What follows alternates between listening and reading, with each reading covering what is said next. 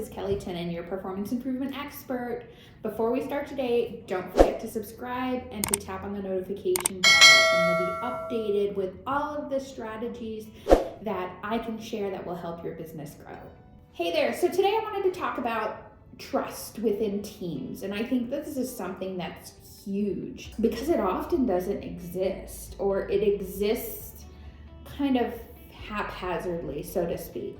Building trust in a team takes time, but I can tell you from experience that having a team that you can trust and having a team that runs like a well-oiled machine, which is such a cliche thing to say, but it's really true. Having a team that runs like a well-oiled machine, what does that look like? Leading by example, I think, as any leader or anybody who's running an organization, if you want to build trust with your team, you have to be able to lead by example. You have to be willing to get the shovel and get in the ditch. You have to be willing to get the Mr. Bubbles and scrub the toilet just like everybody else. Leading by example, doing what you say that you're going to do, and being vulnerable in that respect as well. We make mistakes, we're human.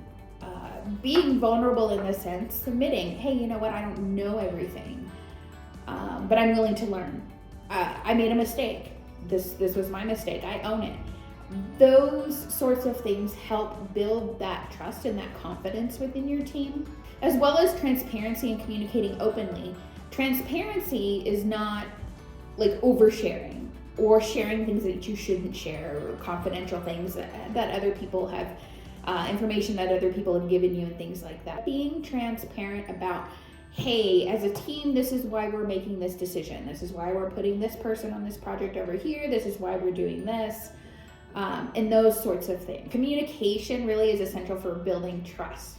And communication happens not just in the verbal sense, but what's that nonverbal stuff look like as well. And then getting to know people on a personal level. Again, not oversharing, not forcing people to be part of this, for lack of a better term, work family. That's not necessarily what I mean, but understanding that your team have families. They have lives. What is their family doing? What do they like to do? What are they afraid of? What are their hobbies?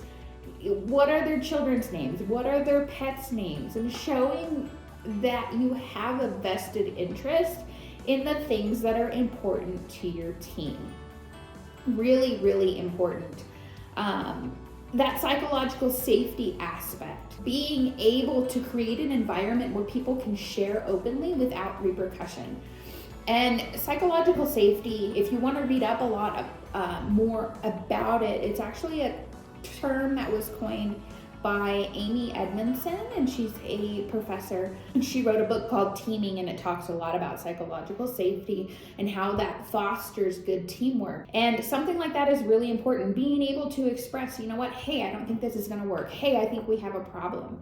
And she actually gives some examples in this book about where in organizations they didn't have this sense of trust and psychological safety, and it had dire impacts on certain things that happened within the organization, NASA being one of them. And it was really an interesting study and an interesting book. It's kind of a hard read, so you kind of, or at least it was for me, so you kind of want to read it slowly.